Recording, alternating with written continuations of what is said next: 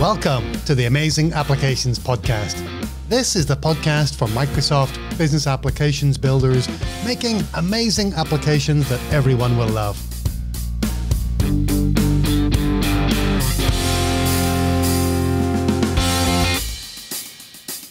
Hi there, I'm Neil Benson, and I'm back for another episode of the Amazing Applications Podcast, where our goal is to help you slash your project budgets, reduce your delivery timelines, mitigate technical risks, and create amazing, agile Microsoft Dynamics 365 and Power Platform applications that everyone will love. I hope you've enjoyed some of the recent interviews I've had with the people in our community building amazing business applications. I'm going to try a few solo episodes for a while, diving deeper into some of the topics about how we build our apps. This isn't a podcast that's deep into the latest features or news. It's not really a technical podcast for professional developers, but my aim is to help us get into the right mindset for building amazing applications. And I think an important part of that is using an agile approach. When it comes to agile approaches, there's a few different approaches to choose from. I'm a big fan of Scrum. I adopted Scrum for the first time on a Dynamics project in 2008, and it's been my preferred approach ever since. I did have a relapse and I fell off the wagon around 2010, where I worked as a solution architect at a bank on a traditional waterfall project that seemed to accomplish nothing except for a lot of documentation in the 18 months I worked on it. But that was just one time, okay? Never again. Speaking of Scrum, I'd like to congratulate Rebecca Ulvedel Flanagan, a project coordinator at Too Many in Copenhagen in Denmark. Rebecca recently completed my Scrum for Microsoft Business Apps online course, and she's ready to take her professional Scrum Master certification assessment with scrum.org. To look at Rebecca. On this episode, I wanted to discuss the product owner for our Dynamics 365 or Power Platform application. I've said before that the product owner is the most critical role in the Scrum team and the hardest one to fill. It's the role that consultants from Microsoft partners often contact me about, usually because their customers don't understand it very well. If you're a business apps consultant working with a Microsoft customer, and you want to help them understand the product owner role, I hope that this episode and maybe the next couple coming up are useful and you can pass them on. You can find show notes and resources for this episode at customery.com/040. That's the word customer with a Y on the end.com/040. And while you're on the website, you can click on the send voicemail button on the right-hand side, record a short question or message, and send it in. Your question could appear on a future episode of the Amazing Applications Podcast. The product owner is one of three accountabilities in a Scrum team.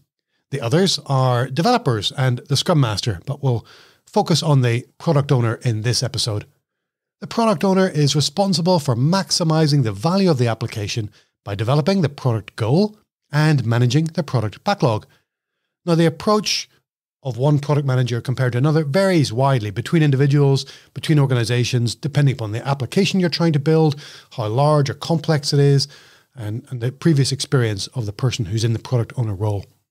A product owner can delegate some of their responsibilities to other members of the team, but they alone remain accountable for those two things, the product goal and the product backlog. The entire organization's got to respect the person in the product owner role. That person's got sole decision-making authority. Other people in the organization, other stakeholders shouldn't be going around the product owner, can't add anything into the product backlog or prioritize the product backlog without the product owner's consent. And it's one person.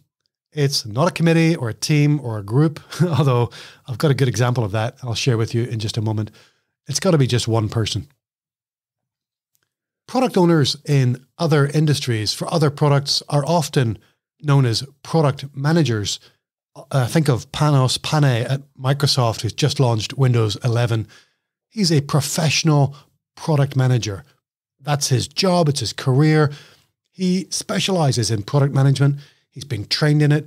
And he grows his skill, he grows the size of his team, grows the size of his product, and grows his impact as a career professional product manager.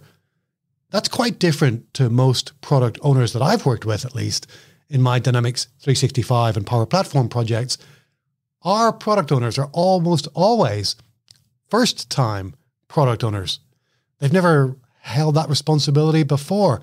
Often, in fact, our project is the first ever agile project the customer has ever attempted, and nobody really knows what a product owner does.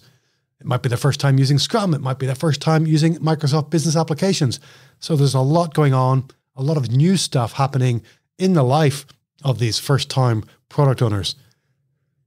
Let's discuss the different types of people who might be asked or invited to be the product owner. And I'm talking here about reasonably complicated and complex business applications that are maybe used by a department, a division, or even the entire organization. The type of application that it takes a team of people several months to build, maybe even years to build. And I'm not really referring to product owners for simple applications that are used by a small team that maybe takes a couple of people a couple of weeks to build. I think the product owner responsibility for small applications is reasonably straightforward, and some of the advice or the stories I'm going to share maybe don't apply so much to those simple applications. So we're talking about complicated, complex, mission critical sometimes business applications. Here are some persona, some characteristics of the types of people who might be nominated to be the product owner in those types of projects that you're working on, building complicated and complex applications. I'd love to know which one of these people you'd recommend if you had a free choice and had to choose one person from this list to be your product owner. Our first option is Archie.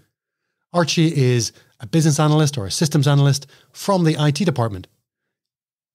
Archie's familiar with some of the user's requirements. He understands the business processes and probably some of the business data that the organization works with.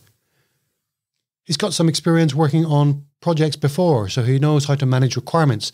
He's been documenting and cataloging user requirements and non-functional requirements in spreadsheets and things before. Might even be familiar with some agile practices like writing user stories and using backlog management tools like Azure DevOps and Kanban boards. So that's Archie. That's our first candidate, the IT business analyst. Our next is Susie. Susie is a solution architect, also from the IT department, and Susie is familiar with the business processes and the application landscape across technology. Susie might have used some agile practices or been involved in an agile project at some point in her recent career. That's Susie, the IT solution architect. Then there's Mats. Mats is an IT leader, again from within the IT or technology organization, could be a development manager or an IT director, maybe even the CIO, depending upon the size of the organization. Mads is familiar with all the existing applications, and often somebody like Mads will know many of the stakeholders as well. So he knows some of the different managers and some of the different business areas. Then there's Taylor. Taylor is a business analyst, but this time a business analyst who works in one of the business departments, not in technology. Maybe an operations analyst, something like that. Taylor is someone who compiles reports and supports the business processes within the department. Taylor understands the data and the user's needs, but might not have worked on a project to build a new application before, so not very familiar with techniques such as requirement analysis, writing user stories, or other software development practices. Another business person is Arush. Arush is a team leader in one of our departments. He's very familiar with the business processes and business rules. He knows the users and many of the other stakeholders. He knows the existing systems very well, but he's got very little previous experience working on a project to build a new business application, at least not recently. Another business person could be Dave. Dave is a department manager, so more senior than Arush. He knows the other stakeholders very well and is familiar with the organization's history, its hierarchy, and its business politics.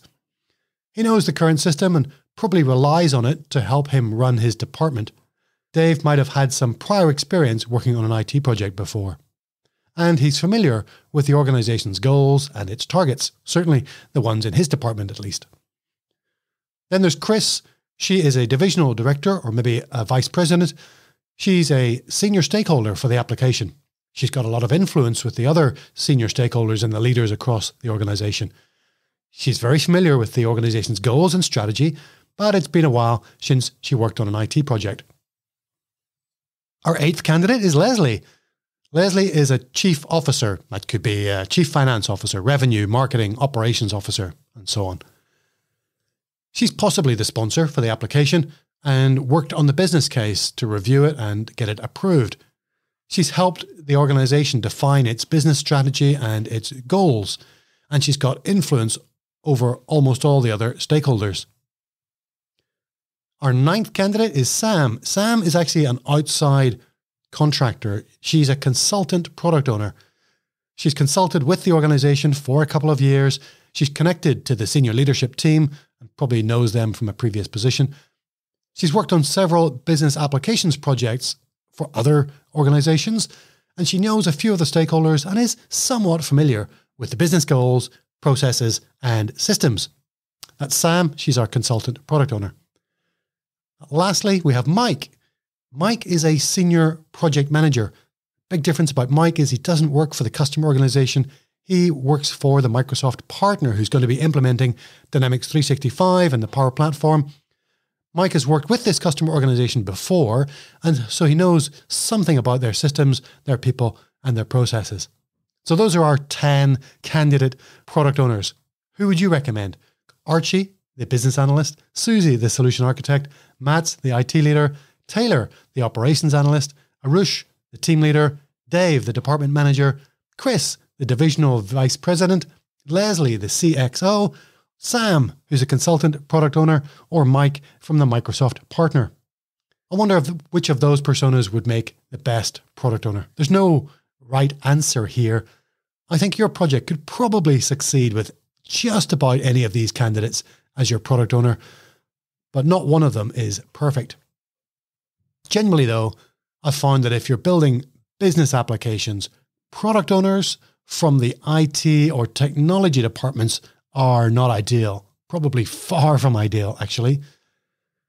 They're great if you're building something like an enterprise service bus or an integration platform, and their customers are other developers or other development teams. They're not great if you're building a business application for your business users. So let's try to avoid a product owner from the technology department. Similarly, I think there's too much of a conflict of interest for Mike from a Microsoft partner.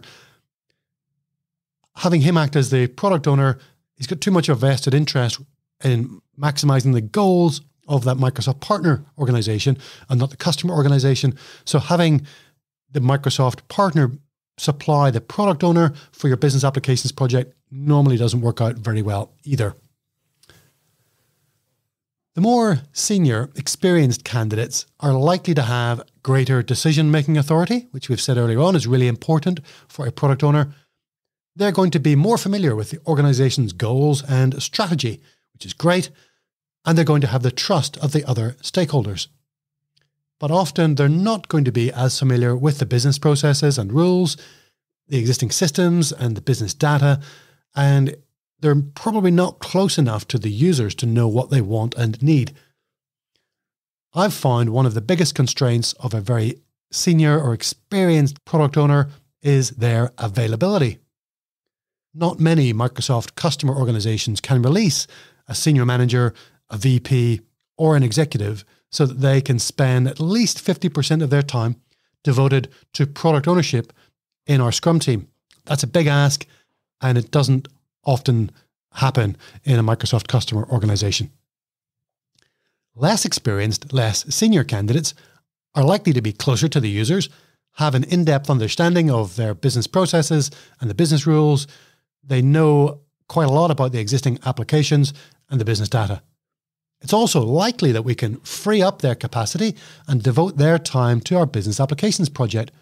But The downside is that they might not have sufficient decision-making authority.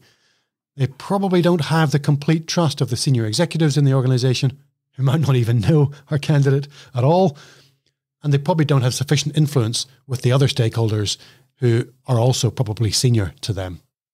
Let me share some stories about some of the product owners that I've worked with on some of my more successful case study Microsoft Dynamics and Power Platform projects. One of the early ones was Debbie. In fact, this was my first one. This is my first Scrum project from back in 2008. Debbie at Premier Medical Group. Debbie was the operations director.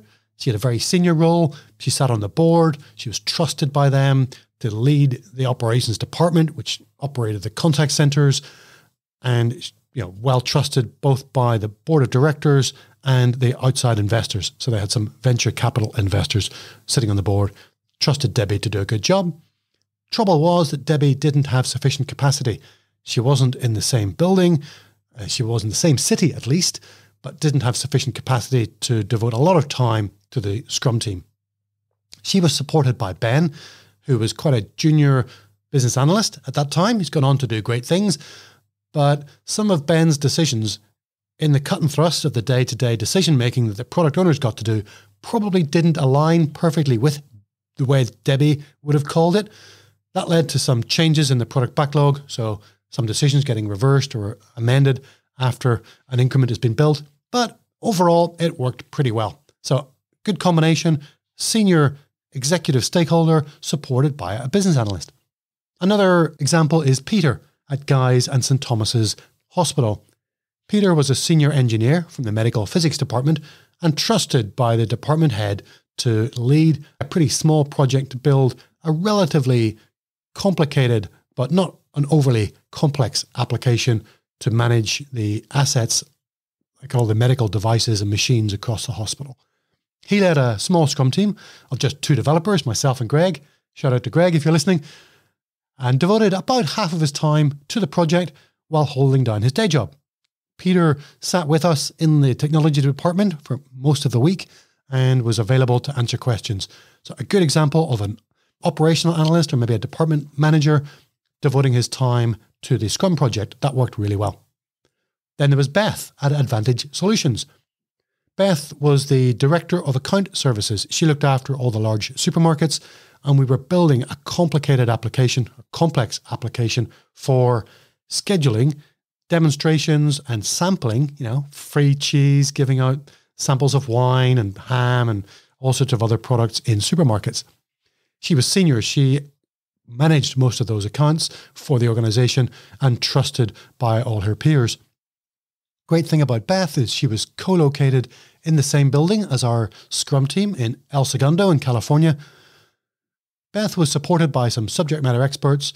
She didn't need them very often. She knew a lot about the business, but when she needed detailed answers about business processes or how things worked out in the field, then she had some subject matter experts to tap into from across the United States. She was also supported by Victor, a director of technology who had an in-depth understanding of the application we were enhancing and the other systems it integrated with. Then there was Steve at American Homes for Rent. Steve was the director of IT and kind of forced into the product owner role to mediate between Carrie and Brian, 2 senior vice presidents of different divisions who were competing for the Scrum team's attention. Steve tried his best, but in hindsight, looking back on it a few years later, I think we should have split the team into 2 Scrum teams, each with a divisional product owner, one building a product for Carrie, another building a product for Brian. They would have had their own backlogs, delivering different increments into the same Dynamics environment. That might have worked better, satisfied more stakeholders, rather than the constant friction that Steve had to deal with trying to satisfy too many stakeholders.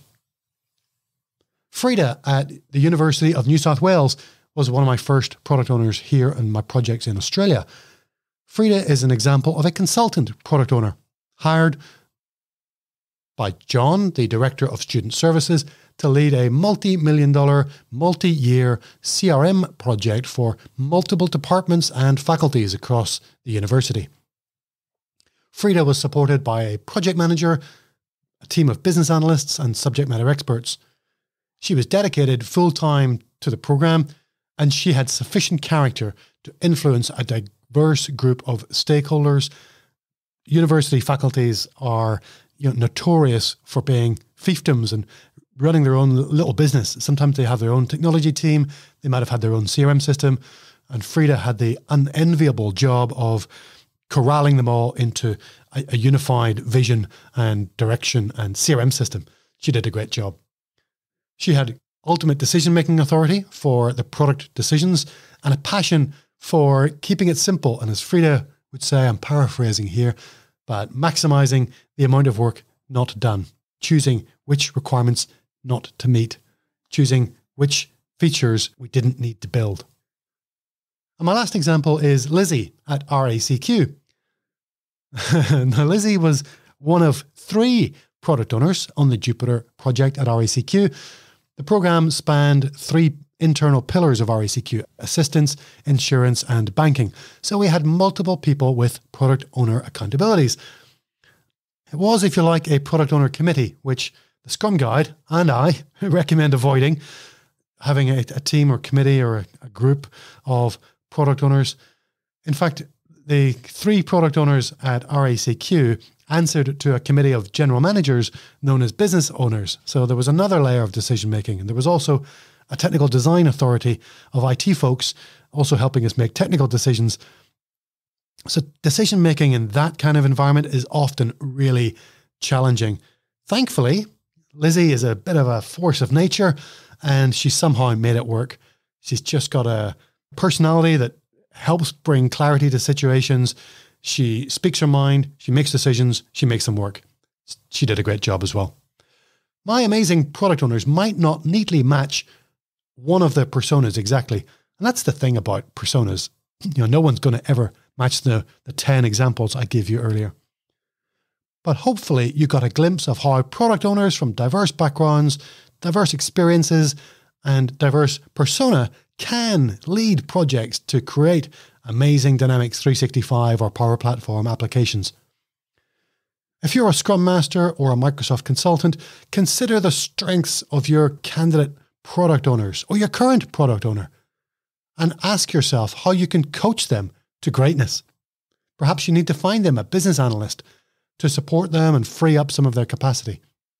Or they need assistance finding their voice in front of challenging stakeholders. Or they need help clarifying their vision for the product goal or for the requirements. Or they need more decisive prioritization of the product backlog. Finally, I'll include a couple of resources for aspiring product owners in the show notes. You'll find them at customary.com/040. They include some of my favorite books, such as Product Mastery, From Good to Great Product Ownership by Jeff Watts. I highly recommend the audiobook read by Jeff himself. Agile Product Management with Scrum by Roman Pickler, who's one of the leading voices in the Scrum community on product ownership and product management. Roman's also got a really great podcast to listen to. It's called Product Management by Roman Pickler. And finally, there's the Professional Scrum Product Owner by Don McGreal and Ralph Yockham from scrum.org. You could also consider the scrum.org Professional Scrum Product Owner training courses and the PSPO Level 1 certification. Speaking of training and certification, my Scrum for Microsoft Business Apps training course has got 14 videos covering product owner, proven practices for product ownership, the product backlog, and lots of advanced product backlog management tools and techniques. You can find out more at customary.com/scrum. That's it for this episode of Amazing Applications. Thanks for tuning in. Go out there, find an amazing product owner, have them listen to this episode. Send me your questions by visiting customary.com and clicking on the send voicemail button, or you can leave a comment when you see this episode listed on the Amazing Applications page on LinkedIn. Ask a question, leave a comment underneath the post for this episode, and I'll try and answer it on a future upcoming episode of the Amazing Applications podcast. Until then, thanks for listening. Keep sprinting.